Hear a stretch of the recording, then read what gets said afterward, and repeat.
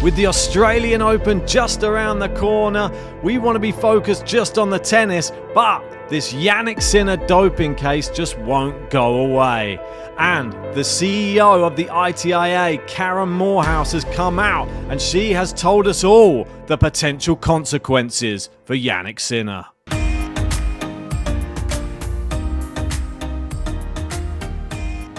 Yes, and before you go anywhere, make sure you've hit a like and subscribe to the channel.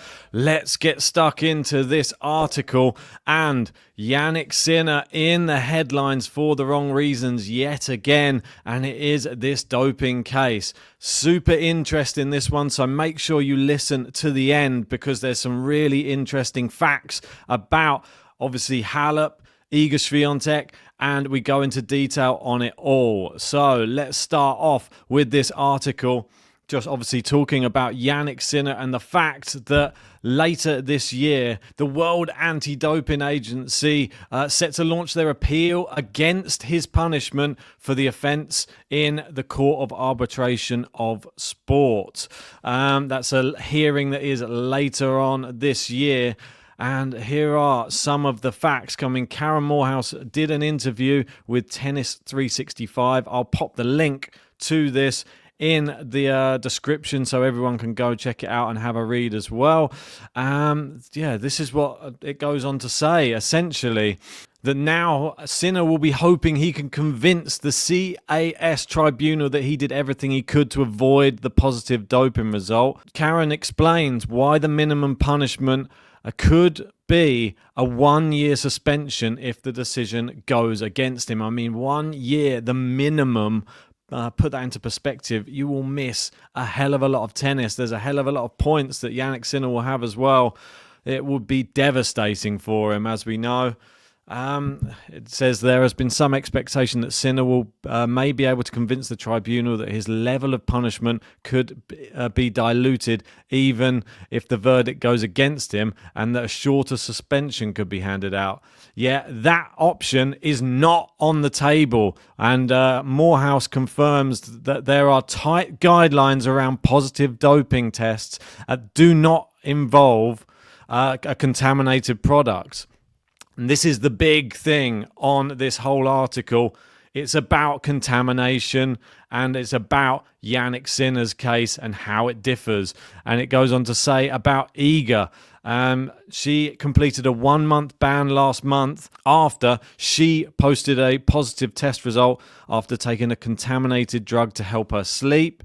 We had Simona Halep, the former number one, also had a suspension reduced to 9 months. She successfully provided the source of her positive test from a contaminated collagen supplement. Yet the cream used by a member of Sinner's team to treat a cut that found its way into the player's system and resulted in his positive doping test was not contaminated, as the packaging confirmed it contains Clostebol, the anabolic steroid that showed up in the test. I mean, that is the big factor. Sinner did not directly take this substance and it found its way into his system via the team member, and that will be a factor in his case. So that is the big factor. It's not that it was in there. It's not that it was contaminated. It is the fact that somebody else administered it and put it into his system. I mean, it's I'm glad that there's more clarity on this now, and I hope everybody at home is learning at the same time. And it says this is why Sinner's case has significant contrast when compared to Iga's case.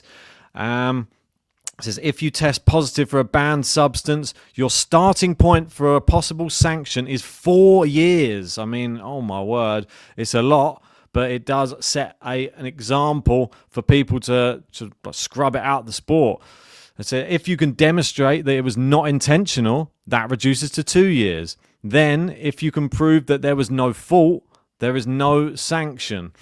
In addition, a decision of no significant fault or negligence could fall between a reprimand and 2 years. That applies to any cases around a contaminated substance. It's the same rules and processes for every player. All cases are different, and each case turns on individual facts. So cases can be quite complex, so it isn't right to look at two headlines and draw comparisons, as the detail is always the key part. And that's the one thing I'm sure everybody's guilty of. They see the headline, they make the assumption, yet all cases are slightly different. And she goes on to say, look at the Świątek and Halep cases. The CAS tribunal found that Halep supplement was contaminated. So just in relation to that finding, they said 9 months with the suspension. And for IGA, the contaminated product was a medication. So it was not unreasonable for the player to assume that a regulated medication would contain what it says on the ingredients. Therefore, the level of fault she could accept was at the lowest level, as there was very little more she could have done reasonably to mitigate the risk of that product being contaminated. And that's a really interesting point. The fact that what Simona Halep's got into her system, as it says here, the contamination was not a medication. It was a collagen supplement, and her level of fault was found to be higher. So, yeah, IGA taking medication, not to be higher. That is the lowest level. And obviously, Simona Halep, this is some collagen that she's taken.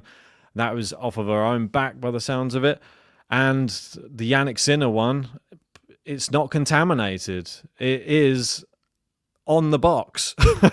Yes, as it says here, the complication with the Sinner case is the positive test. It was not a result of a contaminated product. That is the difference between Świątek and Halep.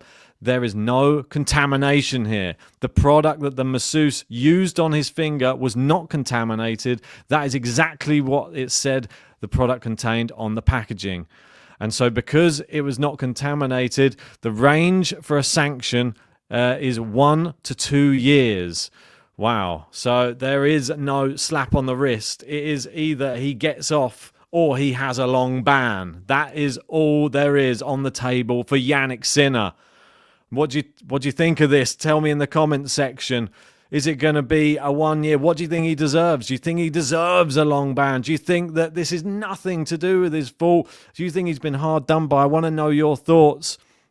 Yeah, it says Moorhouse's comments banish the notion that Sinner could be handed a brief ban. Yeah, it definitely does. It's all clear now. It says here, it's out of control. In essence, it is the CAS tribunal that will hear that case, and it is a full hearing. I know that WADA has been speaking about the real essence of their appeal is focused on whether the player has no fault or negligence and no significant fault or negligence. So the tribunal found that Sinner had no fault or negligence, that he had used the utmost caution, therefore would be no sanction. My understanding from WADA statements is that they are challenging that because they believe that there was an element of fault and that the outcome should have been no significant fault or negligence. So it says the date for the appeal from WADA has not yet been set, but it will not be included in the first set of appeals in 2025, which take place in February. If Sinner received a 1 year suspension, it would rule him out of 4 Grand Slam tournaments and see his number one status evaporate, as he would be forced to return to the game with no ranking points. Put that into perspective, Jannik Sinner could be facing a 1 year ban, maybe a 2 year ban. That is on the table. It all depends on how the appeal goes.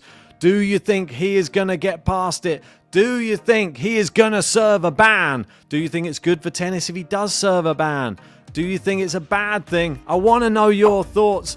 But it's very, very interesting to now know all of the facts. So I really appreciate this article. Gene sent it on to me, so cheers to you, Gene, as well. If you haven't done so yet, smash a like, subscribe, and we'll catch you on the next one.